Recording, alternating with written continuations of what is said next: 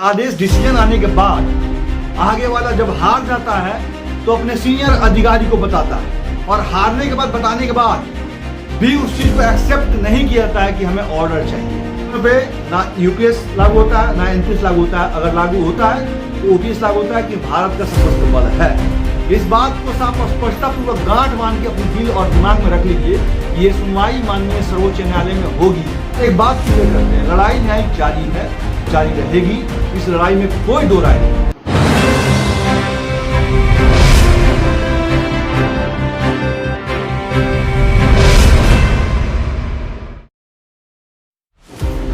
आप सभी को नमस्कार, प्रणाम। उम्मीद करते हैं आप बेहतर होंगे। आप कुछ लोग कोर्ट के आदेश को मानने को तैयार नहीं। अब ये बात क्यों आ रही है? कोर्ट का आदेश डिसीजन आने के बाद आगे वाला जब हार जाता है तो अपने सीनियर अधिकारी को बताता है और हारने के बाद बताने के बाद भी उस चीज को एक्सेप्ट नहीं किया जाता है कि हमें ऑर्डर चाहिए। ये छोटा मोटा मामला आप लोग को अवगत कराते हैं। ऐसे भी इस भारत में होता है कि माननीय न्यायालय की बात को डिनाई किया जाता है। बिना ऑर्डर्स के हम नहीं सुनते कि अपने अधिकारी की, उच्च अधिकारी की बात को कोई अहमियत तक नहीं है। ये आज भारत के इतिहास में पहली बार देखने को मिला। ये बात यहीं पे क्लोज करते हैं। हम आगे बढ़ते हैं। लोग कमेंट बॉक्स में कमेंट किए हैं यूपीएस को लेकर और एनपीएस तथा ओपीएस को लेकर। सबसे बड़े क्लियर कर दे, अर्धसैनिक बल के जवानों पे ओपीएस लागू होता है, एनपीएस नहीं लागू होता था, ना यूपीएस लागू होता है। आप सुन लीजिए, अर्धसैनिक बल के जवानों पे ना यूपीएस लागू होता है ना एनपीएस लागू होता है। अगर लागू होता है तो ओपीएस लागू होता है कि भारत का सशस्त्र बल है। इस बात को साफ स्पष्टतापूर्वक गांठ मान के अपने दिल और दिमाग में रख लीजिए।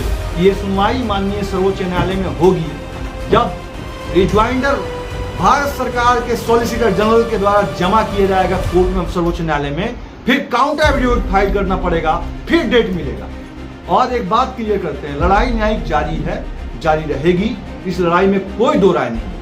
साफ क्लियर स्पष्टतापूर्वक एक बात को आप लोग बीच में रखा जा रहा है। अब रही बात यूपीएस में, एनपीएस की अपेक्षा शादी 2025 में हुआ और बच्चा 2004 में पैदा कर दिया, ऐसा होता है क्या? 25 में जो लागू होगा वो आपको बताइए 24, 22, 23 में कैसे लागू हो सकता है? नहीं लागू हो सकता है। ये सोचने वाली बात है। लेकिन अभी वर्तमान में जो जवान हैं, जो लोग, कुछ लोग हैं जो लोग गुना भागा कर रहे हैं, अरे यूपीएस आ गया, अब तो यूपीएस लागू। अरे लागू होगा, 25 से लागू होगा ना। 25 से पहले क्या लागू होगा ये थोड़ा सोचिए।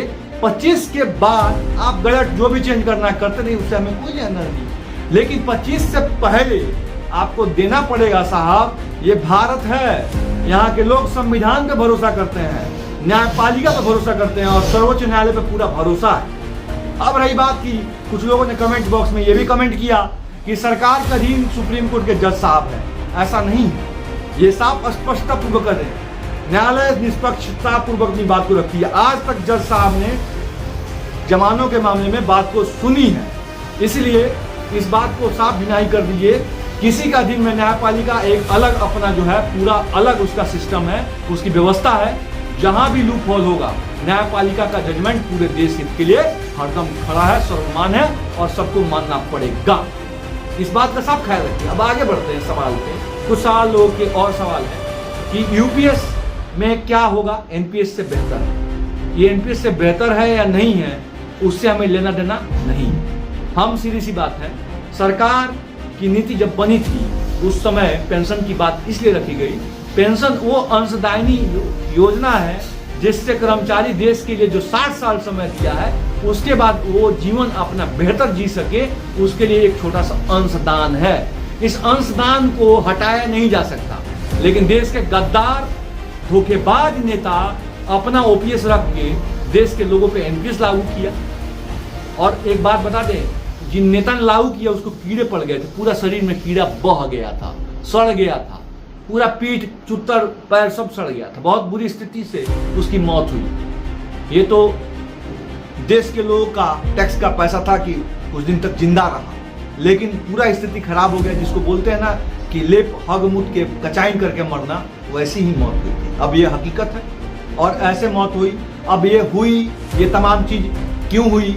क्योंकि देखिए, आह किसी का लग जाए ना तो हरा पेड़ भी सूखा हो जाता है। और ऐसा ही लोगों के, कर्मचारियों के आह, उनके परिवार की आह लगी कि वो सफा उसके बाद खत्म ही हो गया, बाजार समाप्त हो गया। अब रही बात कि कुछ लोग उस ऑर्डर्स को मानते हुए अभी भी वर्तमान में अपने वर्चस्व को कायम कर रहे हैं। तो ये वर्चस्व तो कायम नहीं रहेगा।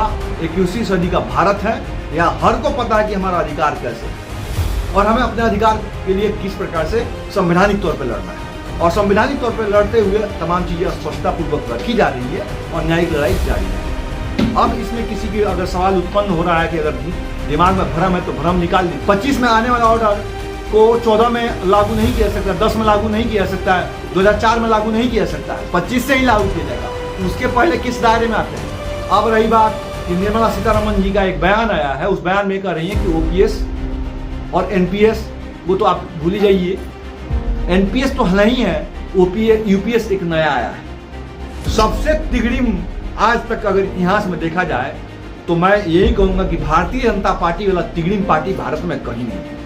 ये तिगड़िम शायद इनको खा जाएगा, क्योंकि जिस देश में किसान का अपमान, अभी कंगना रनौत ने किसान का अपमान किया, ठीक, जिस देश में कर्मचारी का अपमान, उस देश में जो है बहुत बड़ा कुछ होने वाला है, ये दिखाई दे रहा है। और देश की जनता देख रही है कि नेता तिगड़िम पार्टी बहुत जल्दी गिरने वाली है। ये बात बता देता हूँ, भारतीय जनता पार्टी का अस्तित्व पूरे भारत में फिर मिटने वाला है। जहां पे था वहीं पे आने वाला है, ये गारंटी मैं आपको रख देता हूँ। वो चाहे किसी ने बड़ी लड़ क्यों ना आ जाए, क्योंकि इनका तमाम चीजें आज तक जो हुआ है देश हित के लिए नहीं, देश विरोध में हुआ है। देश के तमाम चीजों को बेच देना और अमीर साबित कर लेना, ये कौन सा इतिहास है।